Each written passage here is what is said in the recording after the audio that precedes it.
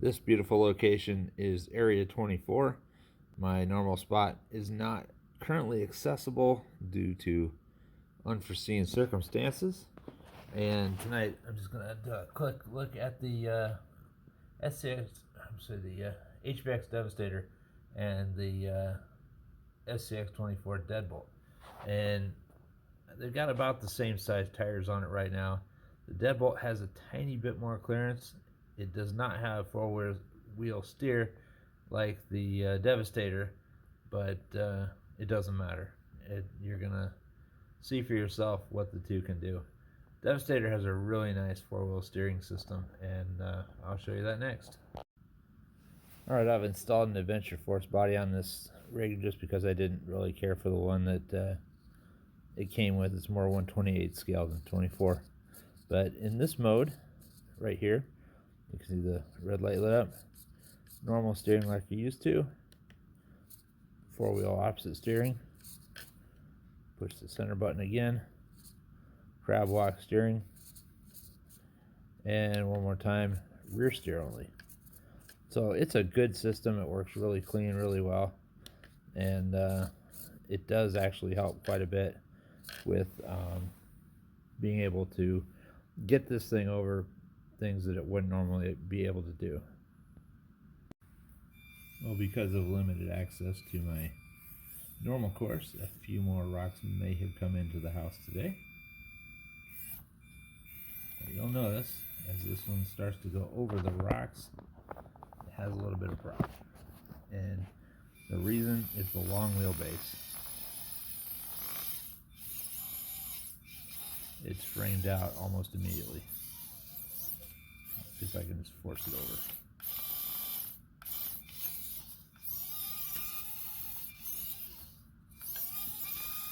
One thing the Devastator has lots of is torque.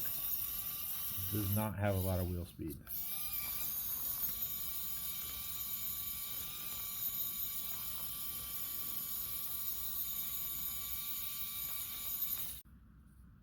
I have replaced all 4 springs on this truck, and what that has allowed it to do is to actually articulate without flipping over.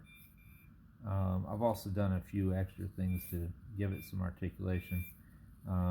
There's a video on Rumble that I linked to earlier at the SCX24 forum, but you can get some decent articulation out of it, about a wheel width, which is all you really want. Any more than that, it starts getting to be a little bit floppy, and doesn't always work the way you think it should.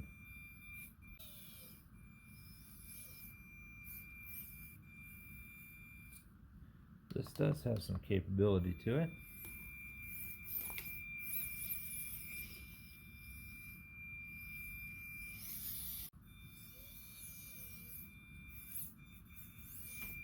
This will demonstrate where it lacks sorely.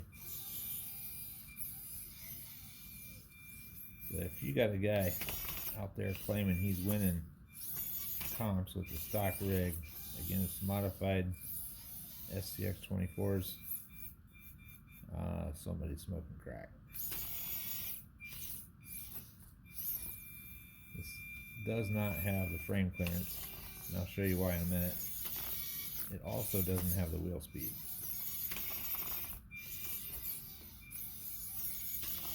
It doesn't matter how you try to get over this thing, it's just not going to do it. This right here is one of the reasons that the SCX24 can go over stuff that the Devastator can't. That extra, 1/4 inch of wheel base length does hurt it, because as you're going over the peak of an obstacle, this will get into the frame, and once your truck is sitting on the frame, it starts offloading weight from the tires, and that's bad, because once you take the grip away from the tire, it's kind of stuck there. And the last thing we'll do is go over to the incline and do a little bit of limit testing, find out what it can do, and then I'll run the SCX24 over this whole thing right after that. I measured this angle of climb here, and it's at 58 degrees, and I've determined this is about all this thing can take. And I'm saying mine because I have a battery in sort of the wrong place, but I have smaller tires than the stock ones would have, so I'm going to gain some center of gravity there, and it's probably going to balance out to where it's somewhat going to be indicative of a regular one. Plus I've taken the body off, which would give it a little bit better climb as well. Let's see if I can't make it to the top. Figure out the best way to steer this thing up. And it does torque steer, and in this case the Devastator pulls the right front tire instead of the left because the drive shafts turn in the opposite direction. I'll try to do a full pull to the top of this for you. That's 58 degrees. If I put it at 59, it backflips every time.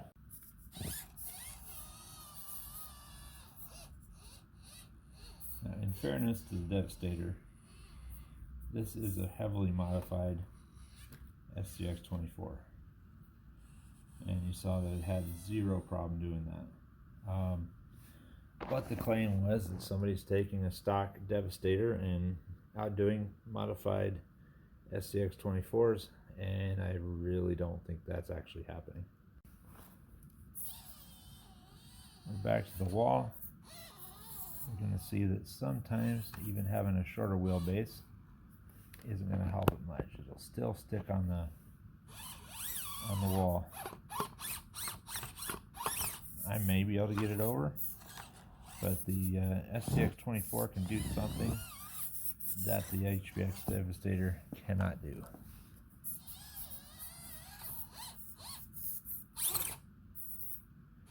It can't shoot like that. It just does not have the wheel speed. I'm putting Trail Kings on my HBX Devastator, and this one has the dish conventional way. This one has the dish flipped. You can see that it sits a lot farther out. You can't see the brass at all here. It's out there. And when I turn the wheel one way, the tire hits the suspension, and the spaced way it does not. It clears it actually pretty well. So if you're going to use Trail Kings, you pretty much have to flip the dish out, or it's going to hit the linkage.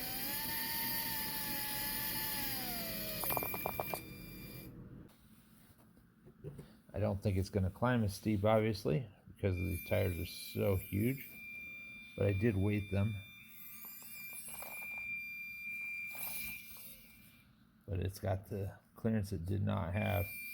It's also pretty wide now. I don't know if you can see that, but I think it looks right.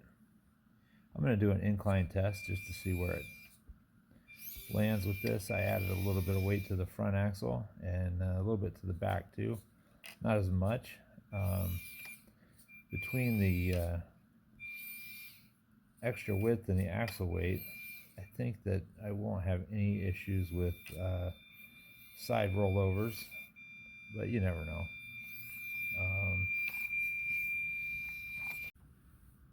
I've just measured this incline at 56 degrees. I'll see if I can't get it up. That is right on the limit of what it can do. But 56 degrees with the Trail King tires is actually pretty impressive for such a big tire, because that raises the center of gravity quite a bit, and I'm happy with that. That's actually a pretty good incline.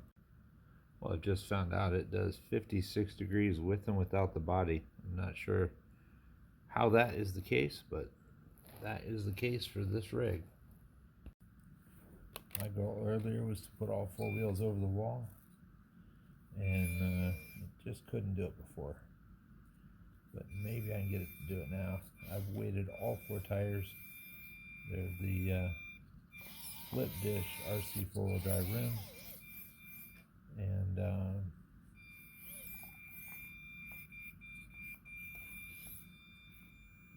it's pretty wide now.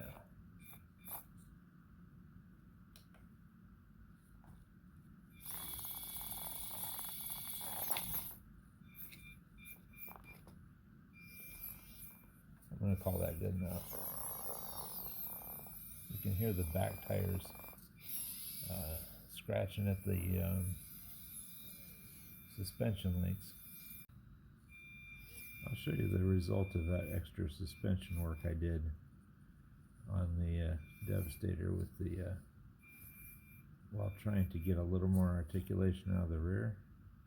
I just hit lipo cutout, but you can see it's got a whole tire width of lift now, and those are Trail Kings, so that is no small feat to get an entire tire's worth of lift out of a Devastator. When I originally built it, Trail Kings didn't exist, and it really needed them. I don't think they're as good on the SCX24 as they are on this. The Trail King just needs that big tire, wide tire, and the RC four-wheel drive stamped steel wheels with the dish inverted inward really is the ticket for this thing. The other thing that I've done that made a lot of difference was replacing the springs with softer ones that give it a little bit of droop, actually quite a bit, and also it's able to raise up.